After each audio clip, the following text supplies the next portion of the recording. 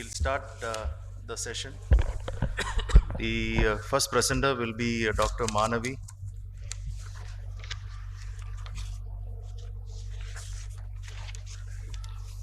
Start. Good morning. I'm here to present my some presentations of unusual association with aggressive retinopathy of prematurity. So as we know, there's an increase in the survival of premature babies with an increase in ROP as well as an increase in AROP, and sometimes we can have some unusual features seen in these babies. So here the case one is a baby born at a gestational age of 30 weeks with a birth weight of 1.3 kgs who received oxygen therapy. And on first screening, there was both eyes zone 1 secondary to not seen without a plus disease. This progressed over the next 2 weeks to zone 2 stage 2 with plus, for which the baby went on to receive intravitreal bevacizumab. On follow-up, while we noticed good regression of AROP, the vessels showed a pinkish-looking appearance in all the quadrants and were dilated and tortuous, like how it is noted here, leading us to a diagnosis of both eyes lipemia retinalis grade 3. And the baby was further investigated and noted to have a very high serum triglycerides level. A pediatrician reference, skimming baby was weaned to skim milk, mother was advised a low-fat diet, and no systemic medications were started. On repeat evaluation, lipid profile normalized, the fundus findings regressed with the vessels becoming normal in appearance, and the ROP also went on to regress completely with a mature retina at 55 weeks. So lipemia retinalis is an unusual pathology which is characterized by whitening of vessels, and the risk factors in preterm babies can be hypertriglyceridemia, low LPL activity, parenteral nutrition, or some kind of formulas which are usually used as supplements for these babies. And this can be treated by a fat-free diet with skimmed milk, which can regularize the lipid levels. The second baby was born at 33 weeks of gestational age with a birth weight of 1.3 kgs and received oxygen. On first screening, had zone 1 pre-plus disease, which progressed rapidly within a week to very severe AROP with these extensively occluded vessels and hemorrhages seen all over the fundus, suggestive of a hemorrhagic occlusive vasculitis-like picture. And the baby also had some anemia of prematurity, so it was doubtful whether there was a crossover of these two. The baby received bilateral bevacizumab, and post-injection, there was good regression of these findings and progression of vasculature with the resolution of the pseudovasculitis. So this vasculitis-like picture can be seen due to the severe nature of AROP and occurs due to the occlusion of the blood vessels and is reversed when VEGF therapy relieves this occlusion. And such a severe appearance can also be probably prevented by optimal management of the babies in NICUs. Thank you. Thank you, ma'am. It was wonderful to hear that. But I just had one question that both her cases were advanced cases, right? And zone 1 cases. Yes. So I think it's very encouraging to see that they both kind of regressed with just one bevacizumab, or were there any further treatments with that? One bevacizumab. So we have actually last year published our findings of AROP with bevacizumab, and we have seen that about 70% of the babies go on to regress with full mature retina. Only 20% show recurrence, which requires treatment, and the remaining 15-20% probably have that persistent vascular zone, which we prefer to laser prophylactically in our practice. Right. And I think that's so what. So were these children also lasered? No, these were not lasered. These were not lasered. So we use monotherapy. We use monotherapy, and we follow up the babies for a prolonged time till the retina either there's a recurrence or it matures. So these babies, both babies had mature retina. Yes. That's great. Yeah. Thank you. Okay, thank you, Manu. Thank you. Thank you, sir. Thank you, everybody.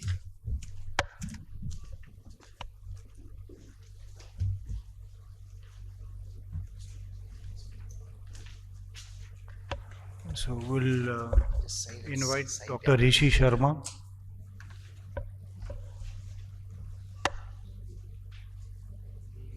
Can you set it for 4 minutes?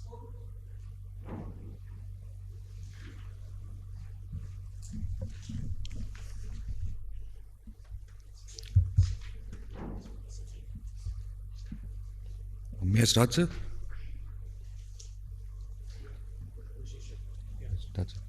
Good morning to you all. Just going to present the variation of conjunctival vessel width as a marker for severity of retinopathy. Diabetes is a multi-system disorder, and eye has no exception, associated with the angiopathy that is both microvascular and macrovascular. The retinal vessels differ in histology from elsewhere in the body as the presence of pericytes, So the readily visible vessels in the eye are the conjunctival vessels, which can be easily visualized and documented. A few questions: that does diabetes affect the conjunctival vessels? A number of studies have shown that it shows the loss of capillaries and macrovascular dilatation, with a macrovascular dilatation in vessel engorgement and straightening. And these generally mirror the established vessel changes in the retina. The aim was just to assess the conjunctival vessel width in type 2 and correlate with the severity of retinopathy. 140 patients of type 2 and the age and sex matched normal subjects were taken. Assessment was done with the patients with type 2 and the severity of retinopathy was assessed. The inclusion criteria, of course, type 2 and rest of ocular surgeries and anti-glaucoma medications and any media opacities to prevent visualization were excluded. Study technique, generally ophthalmic and systemic examination. Then with the slit lamp evaluation, we took the images of the temporal bulbal conjunctival vessel and measured the width of the most prominent ones. Severity of diabetic retinopathy as per the ETDRS classification, we found that the mild and the moderate were the chunk of the patients amongst the study group, about 42.84% males and 34.2.8% in the females. This was the range of conjunctival width. As you can see, the patients with no diabetic retinopathy had about the average around 30 to 34 microns, while those with mild and moderate NPDR showed a chunk of this for the 41 patients, that is 29.2 and 32. And the p-value was less than 0.001. This is a bar graph showing the relationship between the severity of retinopathy and the conjunctival width. Just to conclude, the positive findings of the study was that in patients with diabetes, there is an increase in the caliber of vessels and it increases significantly with the severity of retinopathy. And also significant is a difference in the conjunctival width in eyes with mild and moderate NPDR and those with severe NPDR. Thank you, sir.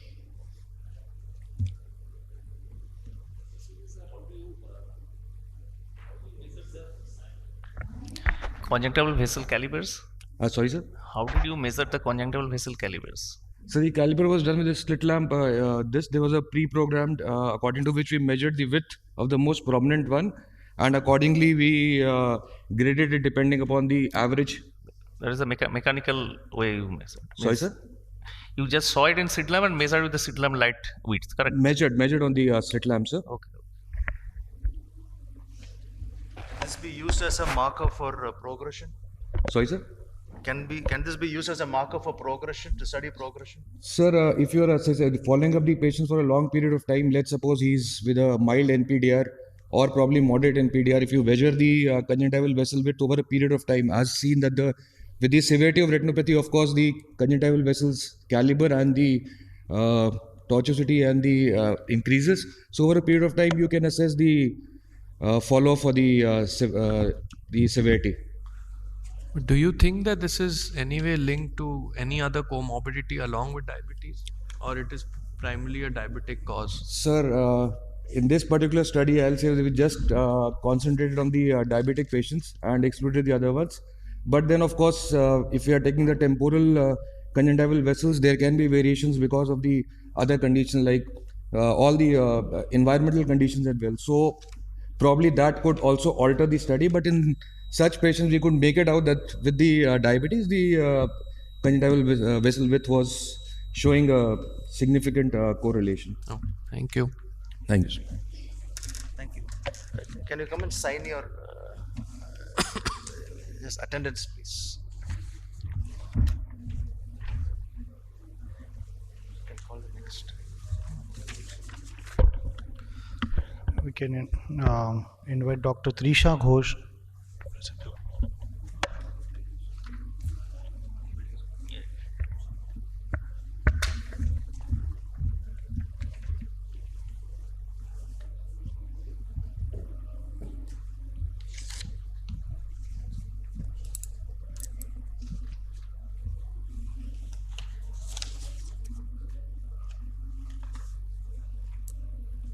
Shall I start?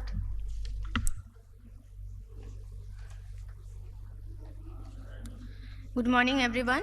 Myself, Dr. Trisha Ghosh. Today I'm going to present on the topic, role of blood cells associated inflammatory indices in early screening of diabetic retinopathy. According to WHO, diabetic retinopathy accounts for 4.8% of the number of cases of blindness globally. A study conducted by the Union Health Ministry in collaboration with AIMS revealed the prevalence of diabetic retinopathy in India to be 16.9%. The angiogenic, inflammatory, and oxidative stress pathways play an important role in the pathophysiology of diabetic retinopathy. Since the neutrophils mostly adhere in the vascular endothelium in DR, the determination of neutrophil to lymphocyte ratio might reveal enhanced microvascular inflammation in DR patients. On the other hand, platelet stickiness occurs in occluded blood vessels, its size increases, releases more thromboxane A2 and beta thromboglobulin, leading to accelerated thrombosis.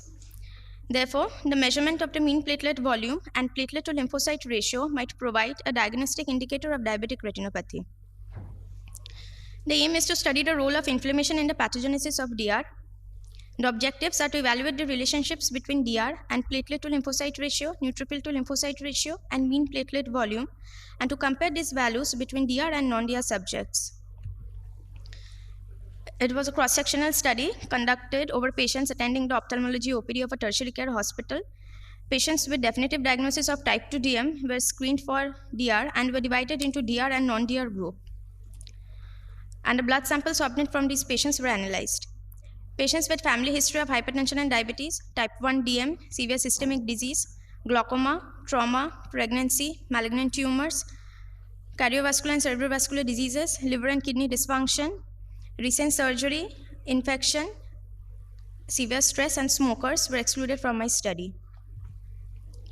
Finally, we enrolled 30 patients in the DR group and 30 patients in the non-DR group, and the mean age distribution of these patients varied from 50 to 60 years of age. This bar diagram shows that the mean neutrophil count in the DR group was higher than that of the non-DR group, whereas the mean lymphocyte count in the DR group was lower than that of the non-DR group. This line diagram shows that both the mean platelet volume and the platelet values were higher in the DR group than the non-DR group. Finally, we calculated the neutrophil to lymphocyte ratio and platelet to lymphocyte ratio and found that both these values were higher in the DR group than the non-DR group.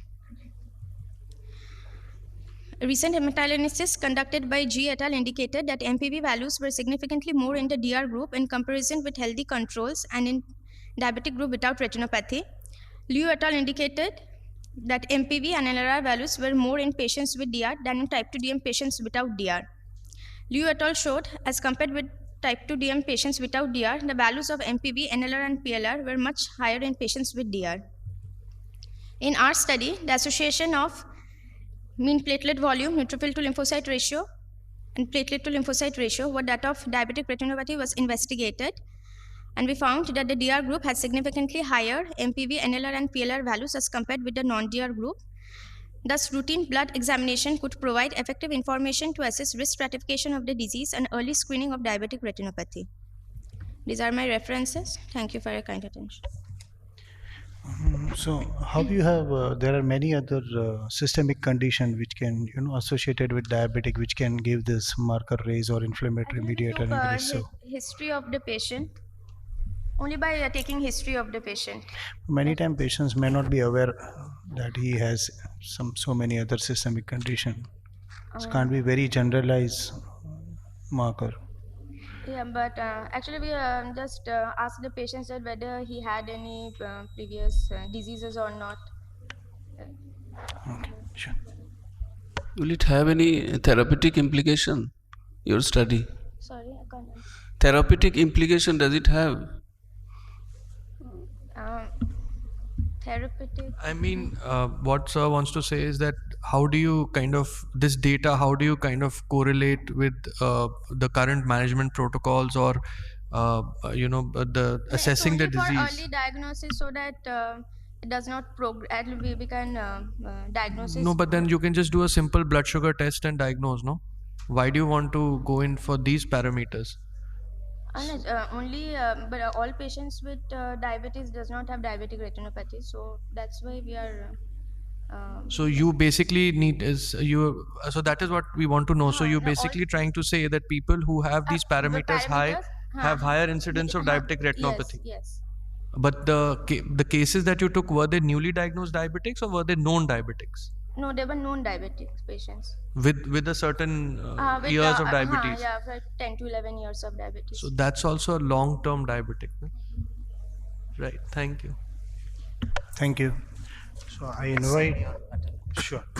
I invite Dr. Malvika Singh to present.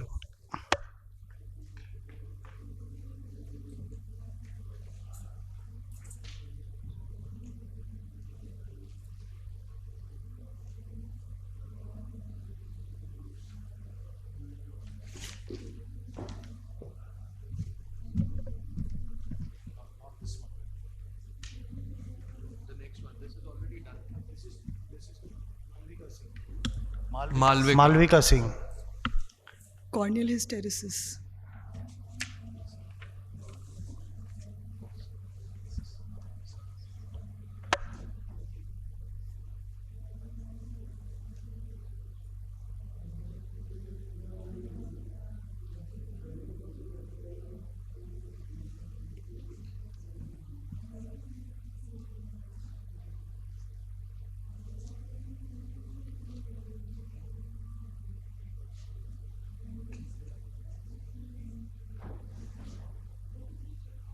I have uploaded already.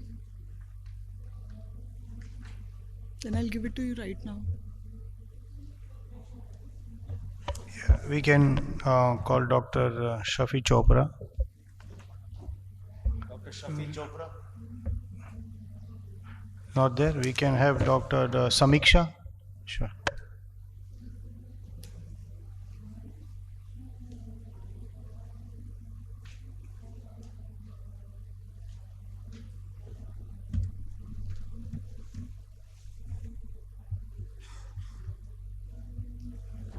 Wait.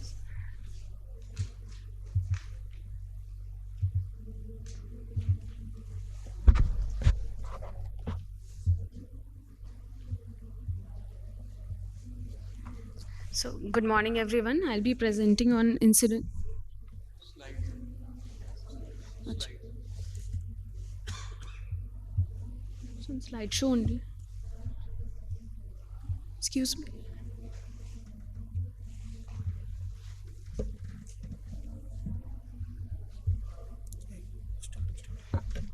Yeah, I'll be presenting on incidence of retinal vascular occlusion after COVID-19 infection. So, COVID-19 infection can be followed by multi-organ pathology, including vascular damage involving the venous and arterial systems. It predisposes the patient to thromboembolic events due to excessive inflammation, endothelial dysfunction, platelet activation, and stasis. The aim of this study was to explore whether there was a change in incidence of retinal vascular occlusions after COVID-19 infection. So, it was a retrospective study, and we saw incidence of new retinal vascular occlusions and compared them between the pre-COVID and the post-COVID era. So average incidence of retinal artery occlusion, as we see in this chart, that in pre-COVID-19 infection, the incidence rate ratio was 1, and post-COVID-19 infection was 1.3. And if you see between the immediate and the late post-op period, immediate as in till 12 weeks post-infection and till 6 months post-infection, until 8 weeks it was more as compared to the late infection. Similarly, for retinal vein occlusion, it was more in the immediate post-COVID-19 period than the late post-COVID-19 period. And also the associated systemic factors, they are diabetes, hypertension, and hyperlipidemia. They were associated with more in retinal vascular occlusion patients. So the results were there were 12 artery and 43 vein occlusions in the 6 months before the COVID-19 diagnosis, and 16 retinal artery and 65 vein occlusions in the 6 months after the COVID-19 diagnosis. So the highest incidence rate of artery occlusion was 10 to 12 weeks following the COVID-19 infection, and vein occlusion was 6 to 8 weeks following infection, and systemic vascular risk factors were more common in patients who had retinal vascular occlusion. So findings of this study suggest that there may be an increased risk of vein and artery occlusion after COVID-19 infection, and this increased risk is associated with secondary events such as worsening control of systemic blood pressure or lack of physical activity in the COVID area. and venous disease may predominate over arterial disease in patients with COVID-19 infection. Also, the evidence of increased risk for retinal vascular occlusion is associated with COVID-19 due to combination of vascular damage and risk of higher embolism formation, and the findings provide evidence of prothrombotic state induced by COVID-19 and indicate that the post-infection impacts last several weeks. So clinicians needs to consider this factor when evaluating these patients. Thank you.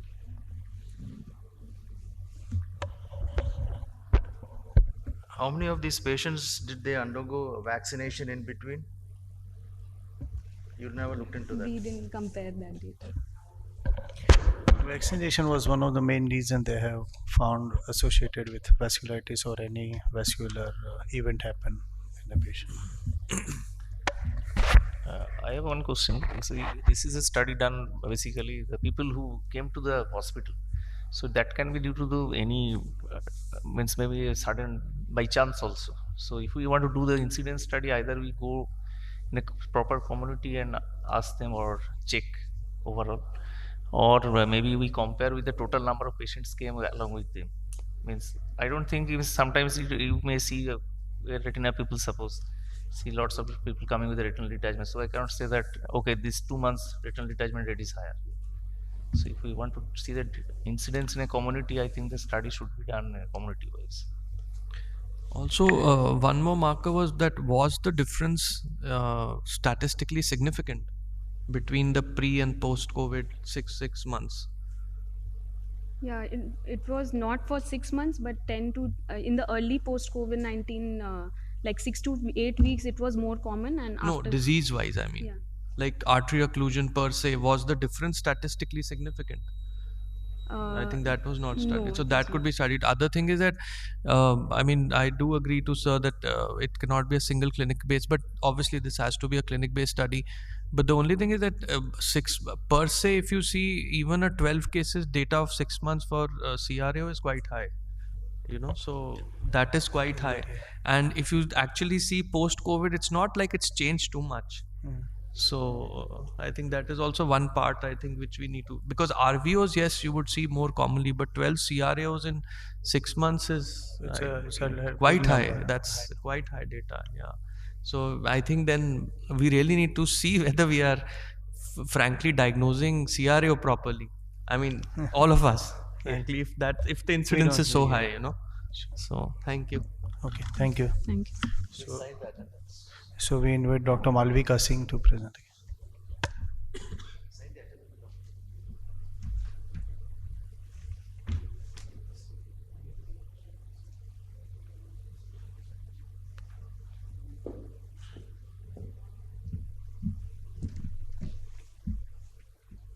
Shall I start?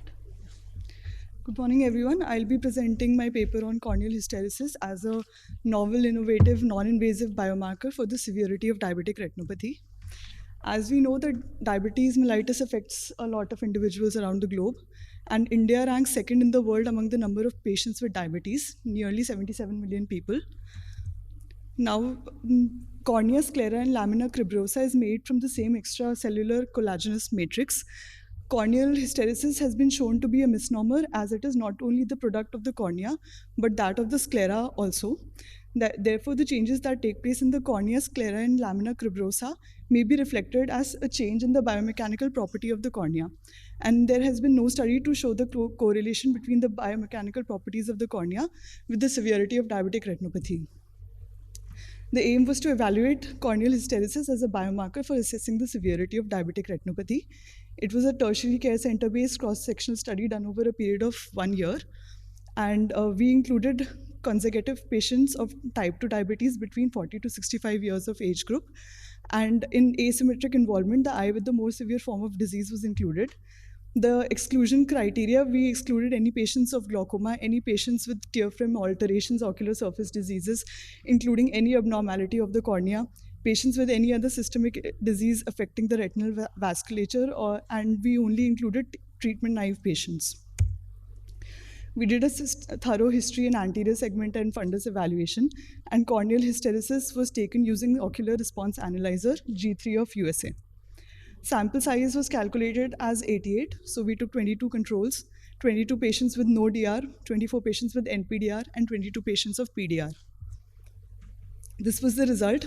As we can see that there is a decrease in corneal hysteresis throughout the groups, which was significant with increasing severity of diabetic retinopathy. This over here, we can see that in patients of control versus cases, it was a significant biomarker, as well as in patients with no DR to NPDR. This is the area under the curve for no DR versus NPDR and NPDR versus PDR. As we can see, it is more significant in the no DR versus NPDR group. So the conclusion is that corneal hysteresis is a sensitive and specific biomarker for differentiating the severity of disease from no retinopathy to retinopathy stage. A possible mechanism for this could be advanced glycation end products, which have been shown to be present in patients of diabetes in the cornea. And as we all know that it causes it is a contributing factor for diabetic retinopathy. So this AirPEF method is an easily done method for patients. It is a non-invasive and easy. It can be done by even optometrists. So this can have impact on the future in how we diagnose retinopathy. Thank you.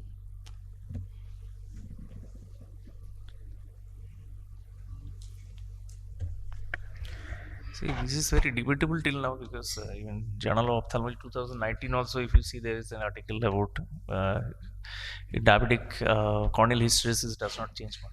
That is okay, you did the study. So I'm asking you, how will you explain it? Means why the corneal hysteresis factor is different in diabetes? Do you have any suggestion in your study? So in another study which we have seen, it was a study done on rabbit eyes. They had induced type 2 diabetes using alloxin, and they had enucleated the eyes, and they had demonstrated advanced glycation end products to be present in the cornea, and they had done a tangent modulus on that, which is a stress-strain relationship, and said that advanced glycation end products was the one which increased the rigidity of the cornea. That is the word they had used. Factor increases. Yes. CRF. And how it is practically you are proposing to? Sir, especially, sir, as we know that for the diagnosis of diabetic retinopathy, we need to do a thorough indirect ophthalmoscopy, which is a minimum. So, sir, in patients patients who don't have access to that kind of infrastructure and that kind of ophthalmology, in even rural areas, an AirPuff method through ORA can be an easier way of screening patients with diabetic retinopathy, as it was sensitive only for no DR to NPDR stage. Okay, sure. Thank you. Thank you. Yeah, we can have next speaker. Dr. Shweta Verma. Dr. Shweta Verma is not there. Dr. Atul Arora. Yeah.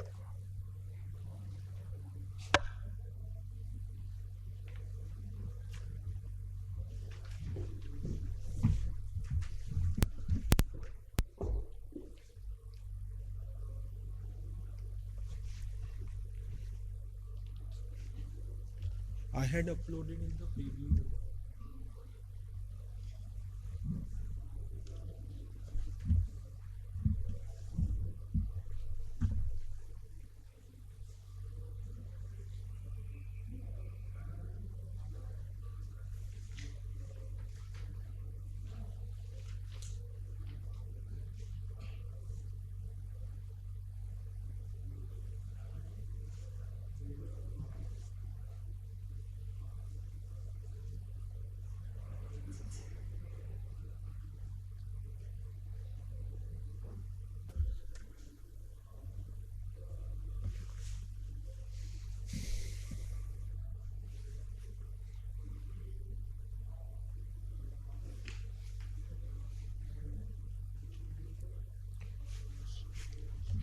A very good morning, everyone. My study is on retinal vascularity index in affected and fellow eyes of BRVO patients using a purpose-built semi-automated software. Way back in 1876, Gauss first noticed the narrowing of retinal arterioles in a patient with hypertension. Subsequently, Keith Messner and Wong Mitchell came up with the classification of hypertensive retinopathy based on fundus changes. Arteriovenous ratio, or AVR, is an important clinical marker when we talk of retinal vessels. The ratio varies according to different reports in literature, but this variation is due to taking of non-comparable vessels while measuring AVR. Also, we know that AVR is not uniform and it varies in different quadrants of the eye. And one such clinical implication of regional AV changes is BRVO. However, in the traditional method, or the slit lamp biomicroscopy to measure AVR, has drawbacks. Firstly, it's subjective. Secondly, when we measure the AV ratio taking arteries and veins around the disc, and that is taken as a global index that overlooks the regional variability that may be present. To overcome this subjectivity, we came up with a purposely built semi-automated software of our own that we have applied for patent to measure the AVR. And in this study, our aim was to compare the AV ratio. We calculated retinal vascularity index by measuring the AVR between the BRVO eyes to healthy controls, and also in the fellow eyes of BRVO patient to healthy controls. For this, we used disc and macula centered fundus images as per the ETDRS standard fields 1 and 2. And the images were uploaded into the software. The software automatically divided the image into 8 regions in 4 quadrants, and concentric circles 0.51, 1.5 and 3 disc diameters away from the disc. And the AV ratio was calculated at specific loci in all of these regions to give the retinal vascularity index. Coming to the results, we studied 420 eyes of 280 patients, 140 BRVO eyes, 140 fellow eyes, and 140 healthy controls. The mean age was 56 years. Coming to the AV ratio, if we talk of a whole, the AV ratio or RVI was significantly reduced in all the quadrants in patients with BRVO, and also in their fellow eyes as compared to the healthy controls. Now, what is more important and interesting is, if we take into account the quadrant-wise analysis, we see that in the supratemporal and inferotemporal quadrants, we have significantly reduced AV ratios as compared to the nasal quadrants. And this is fair to get the results, as the temporal quadrants are more affected in vein occlusions. So to summarize, affected and fellow eyes of BRVO patients show reduction in AV ratio or RVI as compared to healthy controls. AV ratio in mid-periphery and sectoral AVR is also important rather than measuring the global index. An innovative purpose-built semi-automated software has an important role in bringing the objectivity to this analysis, and this study can act as a baseline on which we can develop the deep learning algorithms, and finally moving into AI algorithms to predict the systemic health and the hypertensive control of the patient vis-a-vis his fundus findings. That's a great thing, but one thing, as you are measuring the vasculatures and AV crossing, and as a hypertensive patient, you are not taken consideration the lipid profile of a normal healthy. In this, we took the BRVO, only the hypertensive control, and we have not looked into the other metabolic factors. We were just analyzing the patients of BRVO and normal healthy controls without any evidence of metabolic syndrome. Further moved into the systemic control or so, that would be next step. This was just a preliminary step to find out whether we find any differences and to validate this software. How do you acquire the AV ratio? As I told, this software is semi-automated. Once we upload the image, then the operator has to select the disc and the macula as on the images. The machine automatically divides into different regions. Then the observer clicks on these. This is the vein. This is the artery. In specific loci, and the AV ratio is automatically calculated and told. But won't the corneal topography, the retinal surface topography change in an active disease and variability of the disease, and then how won't it miss? I mean, sectioning, how will it do?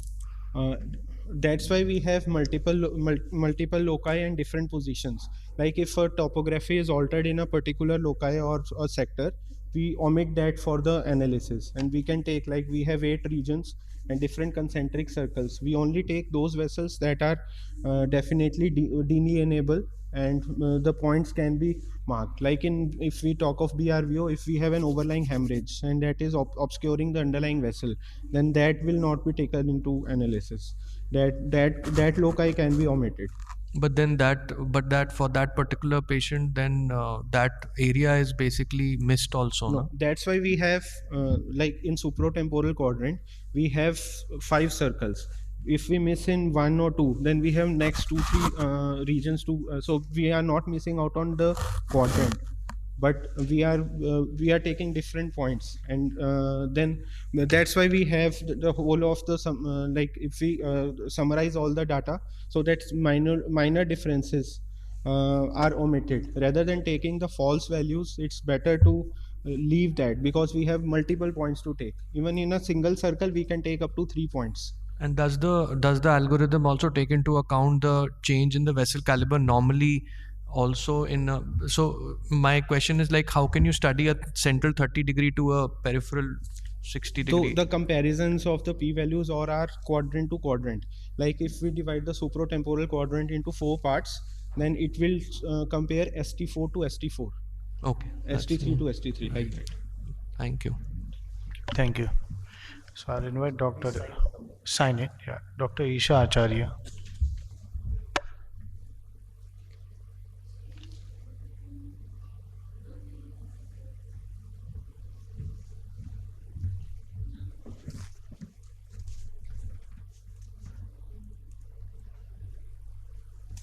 Should I start?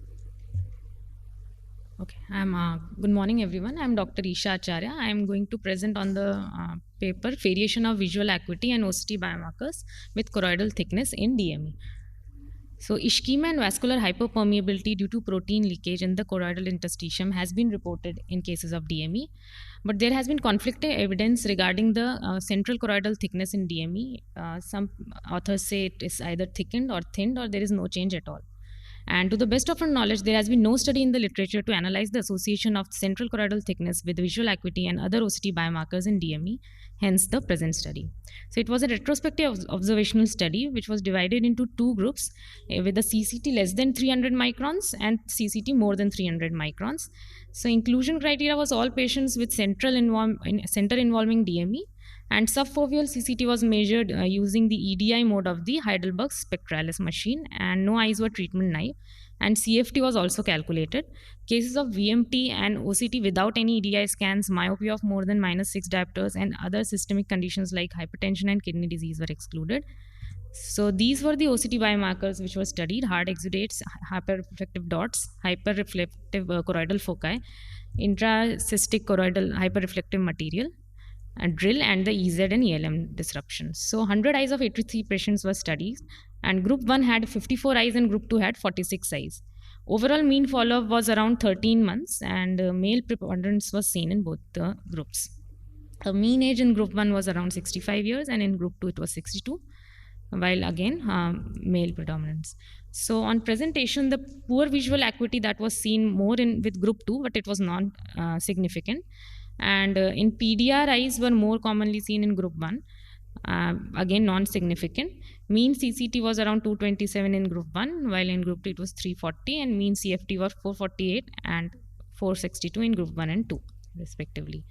So OCT DME pattern and biomarkers on presentation showed this figure, that SRF was significantly more commonly seen in thicker CCT group, and the SHRM, the intracystic hyperreflective material, and HCF as well as drill was seen more commonly with group 2. All patients received a minimum of 3 intravitreal injections during the assessment period, with intravitreal anti-VEGF being most commonly used. Additional treatment focal or grid laser was also used. So this was the progression in which we saw that the EZ-ELM disruption was anytime more commonly seen in the final follow-up in group 1 as well as group 2. Also, the HCF was marginally more in the final visit. So mean CCT and mean CFT on final visit showed something like this, and CCT was significantly decreased in group 2 than group 1 on the final visit. Visual acuity gain was seen in 20% and 23% in group 1 and 2 respectively, again not significant. So this was the DME pattern and biomarkers on the final visit after treatment. So again the SRF had significantly reduced, but it was in group 1 and group 2 it was non-significant, and HCF was still increased in the final visit. So as compared to the other studies, Amjad et al. Said that there was increasing severity of retinal edema was associated with more choroidal thickness. However, we in our group also, thicker CCT showed higher frequency of patients with CME on presentation, but it was statistically non-significant. Also, they found that there was no significant difference with or without SRF regarding choroidal thickness. However, in our study, we found that SRF was significantly more in the thicker CCT group. CT significantly decreased in PDR and DME eyes, as told by Adi M. et al. In our case also, the frequency of PDR was seen more in group 1 than group 2.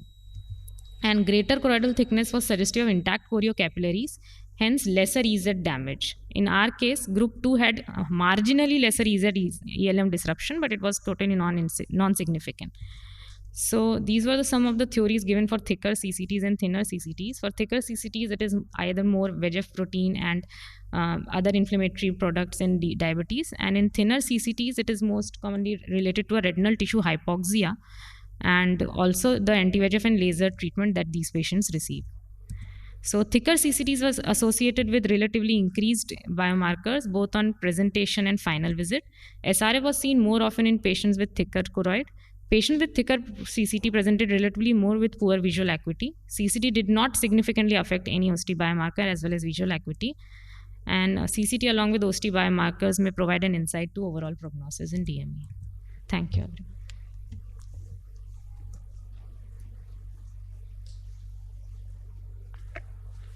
Were they treated patients or all? They were treated patients, but we have taken in a particular time period how it changes. Will it affect your study?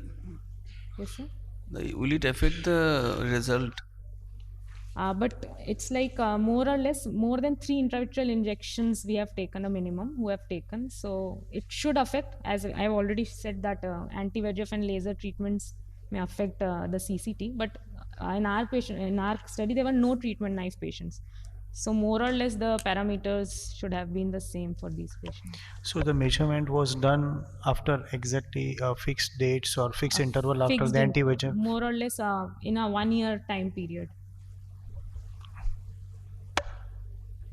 That's very interesting data. I think even PHCR does tend to show significant change in the choroidal thickness, yes. Probably especially where the lesion is present, and this is really upcoming, this thing which yes. I think needs to be studied. I think DME, obviously, I think one thing that I don't agree with is laser, because that would definitely change things and exactly. It should not be a part of the study ideally. Okay. And ideally we should have single probably have treatment naive patients to be studied in these yes. cases, because, and obviously change in choroidal thickness or later on change in the visual acuity per se would be a different this thing. But just to standardize the algorithm, I think primary treatment naive patients would have been a better this thing to and also standardize the disease. I think that probably in your next this thing you could probably pick up one disease entity or one biomarker and then study it and then see whether it's statistically significant or not. Yeah, thank you. Just one question. You wrote that CCT don't have any relation with the other biomarkers, correct? Basically, SRF, as we studied, like SRF was more commonly seen. But the drill and other things, you others more or less like hyperreflective choroidal foci had been always more in group 2. So that is hyperreflective choroidal foci is a marker of inflammation. I'm asking if CCT we are thinking then predicting that it is It's just suggesting if in a future study. So if we predict that okay, CCT is responsible, means we can predict the visual acuity of diabetic patient depending on the CCT. So, but if we don't see the interaction between the CCT and those biomarkers, will be the confounding factors. So you cannot come to a conclusion like that. So either you take the patients with the biomarkers more or less same level, and then exclude them so that that factor is omitted, and then you do the CCT and you can tell that okay, these biomarkers are okay, but CCT is just different. So this must be the factor which is having effect on the vision. Correct. Okay. Thank you. Yes. Okay. Yeah. Thank you. Please sign here. Yeah. Please sign this.